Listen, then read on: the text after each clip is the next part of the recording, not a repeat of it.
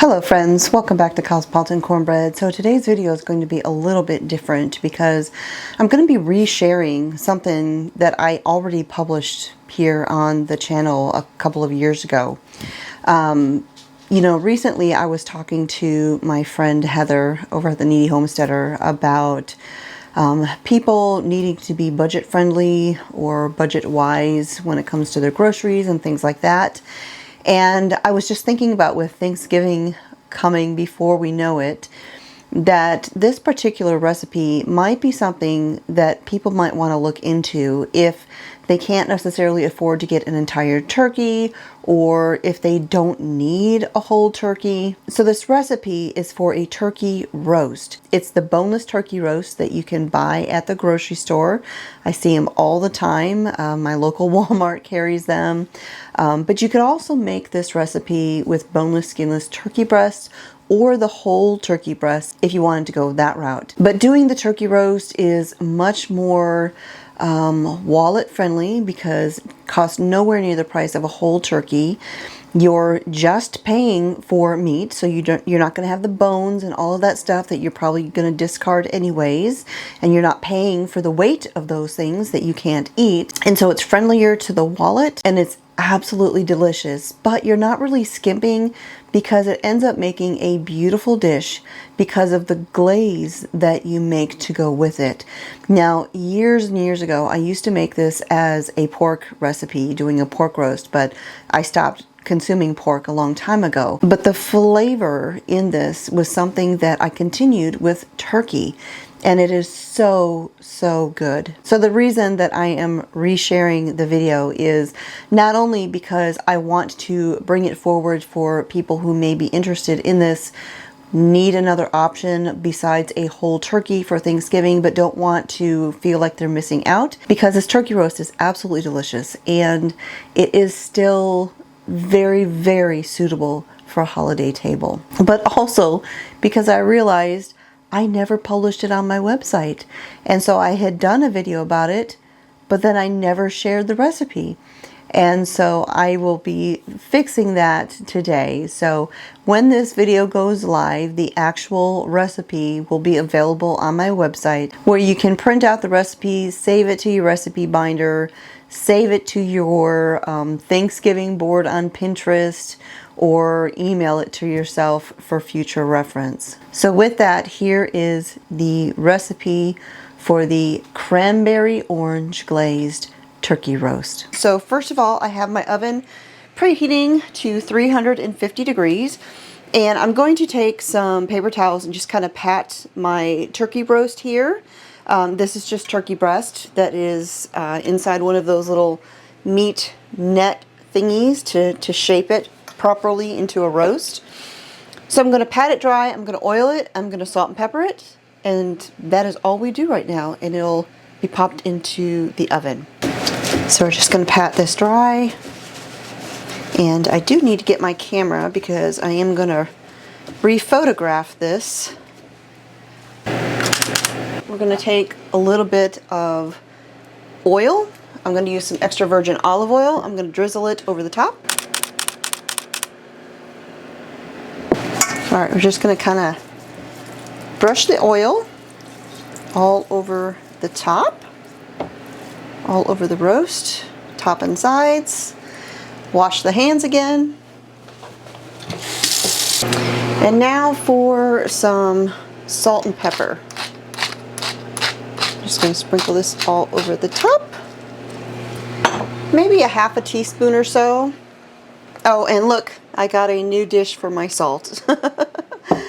Most of you have seen I have used a ironstone, I think that's what it's called, sugar bowl for years for my salt, but I got this adorable stoneware or pottery honey pot from Old Dog Pottery, which is the pottery that I went to recently here in Arkansas, and I decided to get one of these for my salt because it's cute.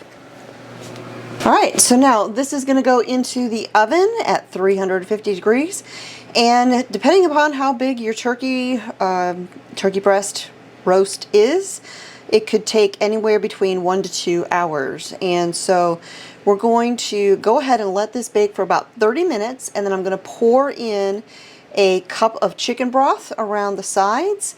And we will also be making a glaze for this that we will begin brushing on after we have put the broth in there. While that is baking, I'm gonna make my glaze. Now, when I filmed this video, I made it with the store-bought canned cranberry sauce, but you can absolutely make this with homemade cranberry sauce as well. You can also can homemade cranberry sauce, and that is a great way to save some money by buying up cranberries when they go on sale after Thanksgiving. Make that sauce and you'll have it all year long and for next Thanksgiving too. So the first thing I'm going to do is I'm going to take this whole can and I'm going to pop it into my saucepan here. So we're just going to pour this in.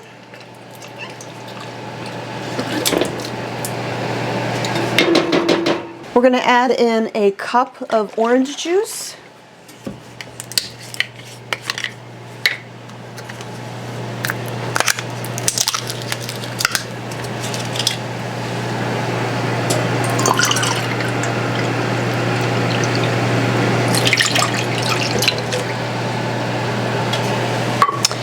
And we're going to add in a half a cup of brown sugar, or you could use maple syrup. So I'm just going to turn the stove on,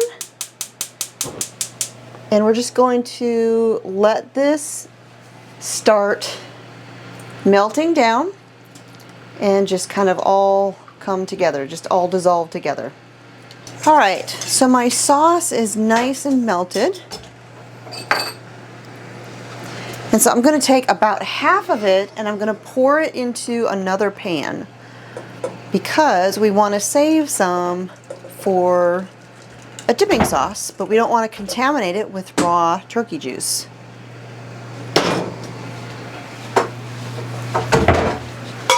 Let's wipe that real quick before we step back on the eye, just to make sure we don't burn anything on there. And we have a little Miss Willow who has appeared here a little bit ago. All right, so we're just going to set the extra aside for the time being. We don't need it right now. Put it back.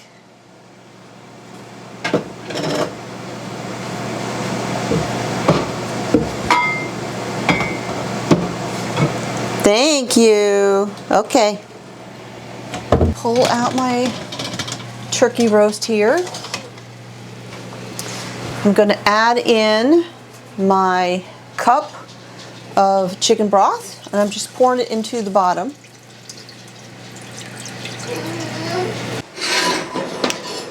And I'm going to begin brushing the glaze on top of this roast.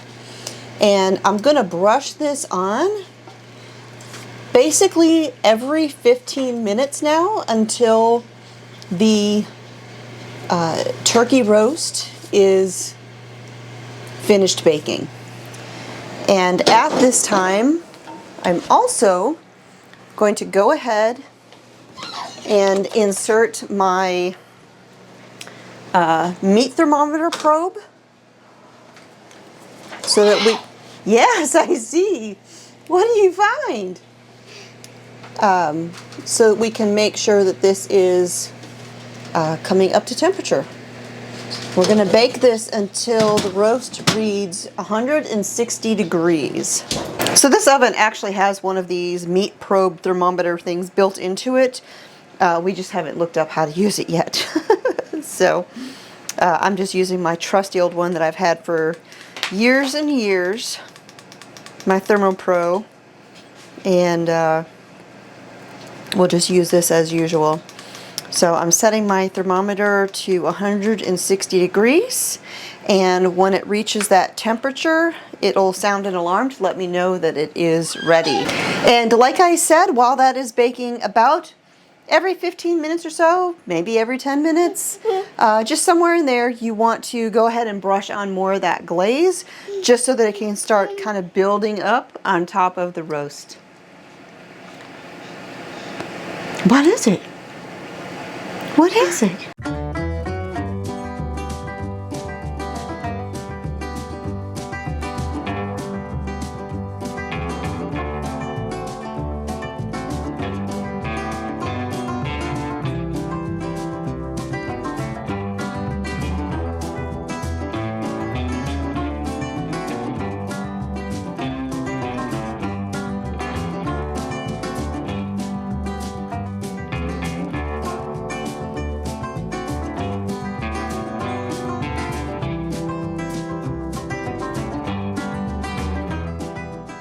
Throw the lid on, and now I'm just going to let this sit for 10 to 15 minutes, let it rest. And while it's resting, I'll go ahead and get the rest of the things for dinner prepared. And while the finished temperature for turkey is 165 degrees for breast meat, when you pull it out and you let it rest, the heat actually continues to cause the internal portion. So it's still going to continue going up in temperature in the middle. And so even though I cut it off at 160, it's still going to go up to 165 while it is sitting there.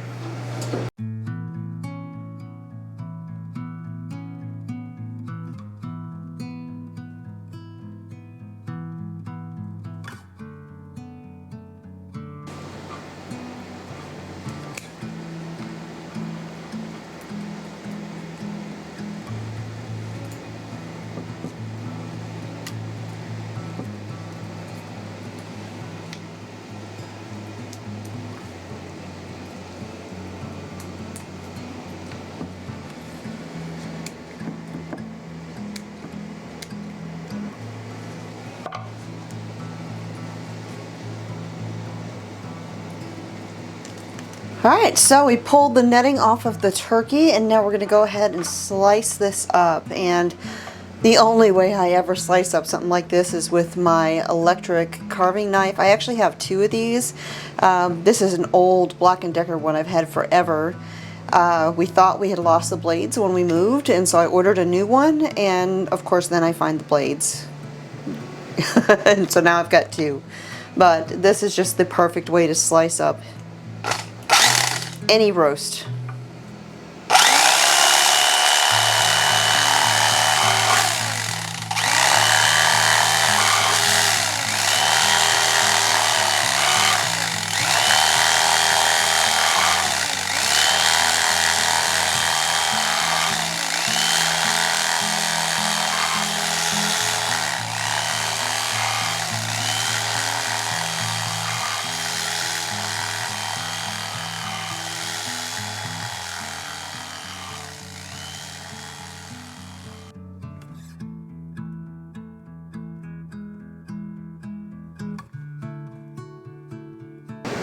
So now I'm going to serve this with some rolls and some green beans, and we're going to drizzle some more of that glaze that we had reserved all over the top.